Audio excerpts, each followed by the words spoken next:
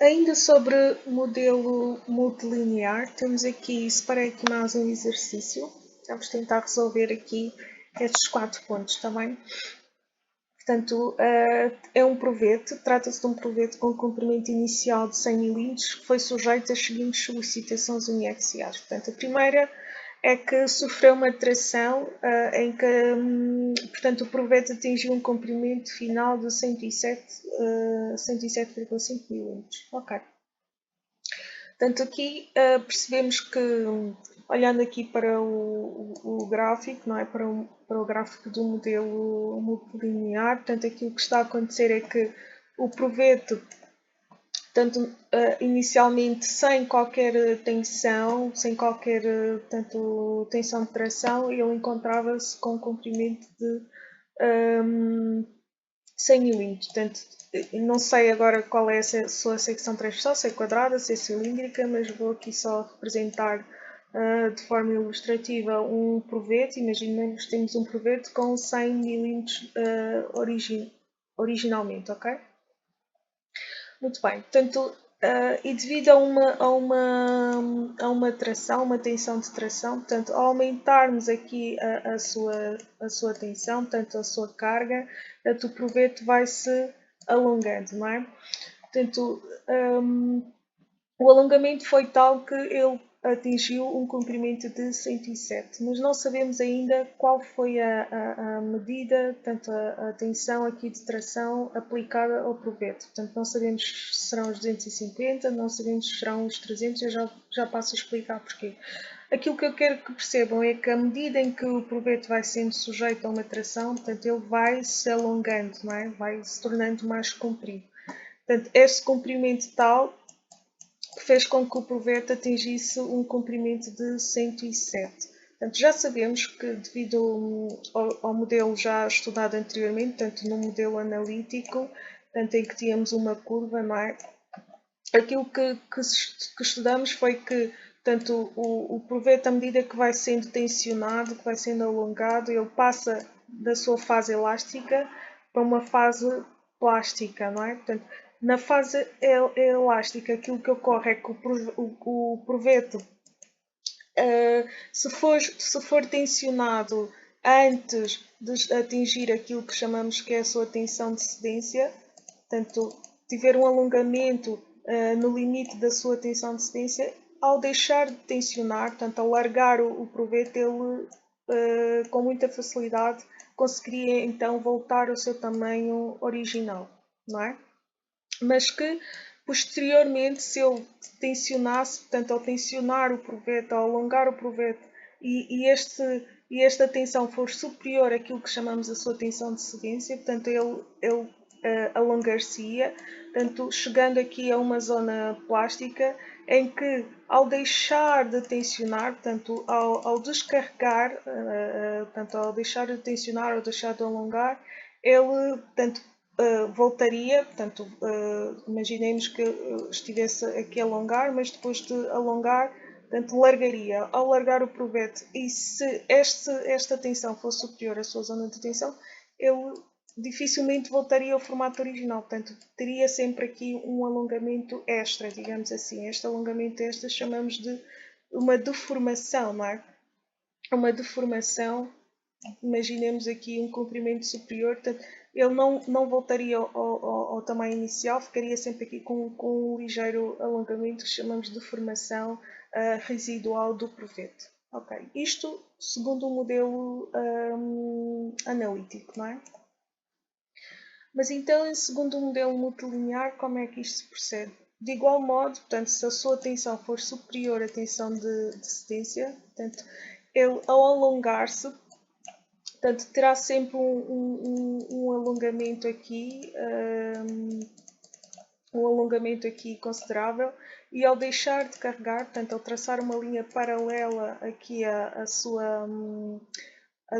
ao seu módulo Young, portanto, aquilo que chamamos que é a sua zona de elasticidade, não é? Portanto, marca sempre uma linha paralela a este módulo de Young.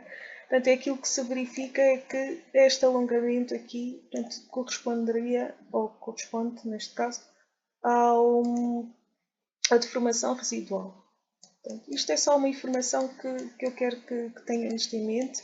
Portanto, outra informação que eu tenho também que tenho em mente é que quando se trata do modelo multilinear, portanto, as análises feitas ao proveito são feitas sempre de triângulo a triângulo, está bem? Já vamos ver com maior precisão como é que estas coisas irão proceder. Muito bem. Então, neste exemplo temos aqui, portanto, a tração atingiu a um comprimento de 107, mas não sabemos qual é o valor da tração, e é isso que precisamos perceber. Segundo a lei do princípio da deformação nominal, portanto, diz que a extensão é igual ao comprimento final menos o comprimento inicial, a dividir pelo comprimento inicial. Portanto, substituindo os valores que temos aqui, foram dados no enunciado, portanto, o comprimento final 107,5 mm, o inicial 100, a dividir por 100, portanto, era só fazer os cálculos e chegar à conclusão que então ele ao atingir um comprimento de 107,5 mm, portanto, tem uma extensão de 0,075. A extensão não tem aqui unidades, está bem? Não tem unidades. Muito bem. Feito isto, então, baseando mais uma vez na lei de Hooke, portanto, tensão é igual ao módulo de Young vezes extensão, cujo valor da extensão aqui nós temos, portanto, temos o valor da extensão, 0,075. Queremos saber a tensão, mas não temos a certeza de qual será aqui o módulo de Young que iremos aplicar, não é? Se olharmos aqui para o gráfico, portanto, nós temos dois módulos de Young que foram dados também no enunciado. Portanto, temos o primeiro módulo de Young igual a 10 e temos um segundo módulo de Young igual a 1 gigapascal. Mas qual será o módulo de Young que irá corresponder então à nossa fórmula, de modo a que consigamos saber qual o valor da tensão? Portanto, a primeira coisa a ser feita aqui é analisar esta primeira fase do provérbio, portanto, em que ele está sujeito a uma tensão de 250, e vamos perceber qual é o valor deste alongamento mediante a tensão de 250. Então, para calcular isto, sempre na lei do Hooke, não é? Portanto, substituímos o valor da tensão por 250, como está aqui no modelo. O módulo de Young, portanto, 10 GB, portanto, 10 vezes 10 elevado a 3, e o alongamento, que é isso que nós queremos saber. Portanto, o alongamento vai ser igual aos 250 dividido por 10 vezes 10 elevado a 3. É igual a 0,025. Não tem unidade de extensão. Ok, 0,025.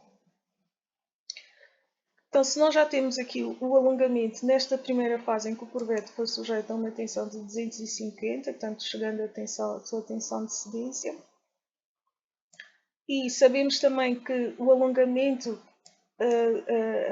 do provérbio, quando ele atingiu este comprimento de 107,5, foi de 0,075. 0,075. Então, se foi de 0,075, qual será a fase em que o provérbio se encontra? Será numa fase de uma zona elástica ou numa zona plástica? Por este alongamento ser, esta extensão ser superior a 0,025, então rapidamente aqui já conseguimos ver que não se tratou de uma extensão e nem de uma tensão numa fase em que o provérbio se encontrava numa zona elástica, não é? Portanto, provavelmente já é numa fase aqui posterior. Portanto, sendo numa fase posterior, vamos analisar aqui este segundo triângulo, não é? Portanto, que é um triângulo correspondente a esta zona plástica em que o provérbio foi sujeito a uma determinada tensão, e é esta tensão que nós vamos aqui perceber qual é. Feito isto, então, o módulo de Young a ser aplicado será este segundo, igual a 1 gigapascal. Segundo a lei de Hooke, portanto, tensão é igual a módulo Young vezes tensão, portanto, só temos que substituir os valores. Portanto, tensão vai ser igual ao módulo de Young, portanto, 1 GB, portanto, deste segundo triângulo, portanto, 1 vezes 10 elevado a 3. 10 elevado a 3 porque está em giga, está bem? Se tivesse em mega seria só igual a 1. Ou se tivesse em megapascal seria só igual a 1. Mas como é em giga, portanto 1 vezes 10 elevado a 3 porque está em giga. E a extensão, portanto 0,075 menos 0,025. E porquê?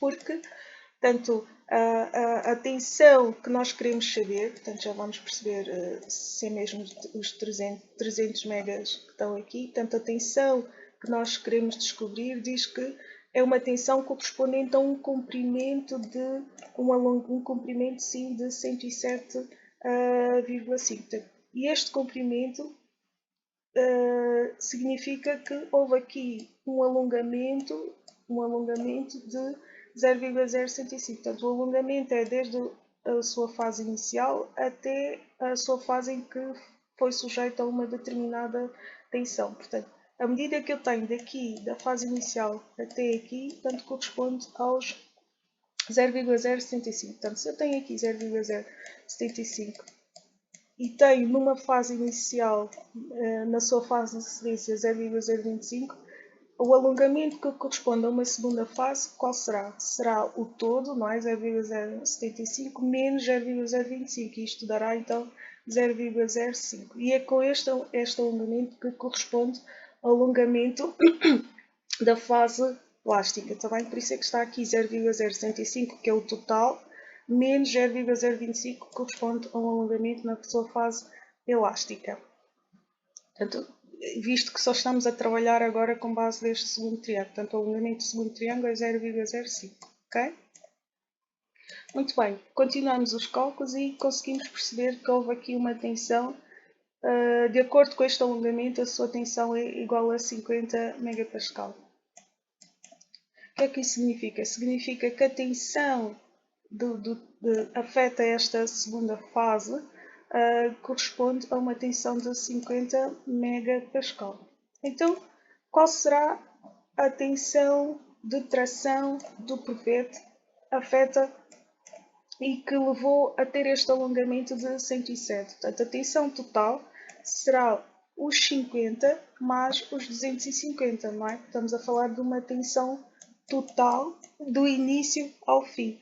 Da mesma forma como falamos do alongamento, portanto, do início ao fim. Então, essa tensão total será 250 mais 50, que será então igual a 300 megapascal. Tensão igual a 300 megapascal.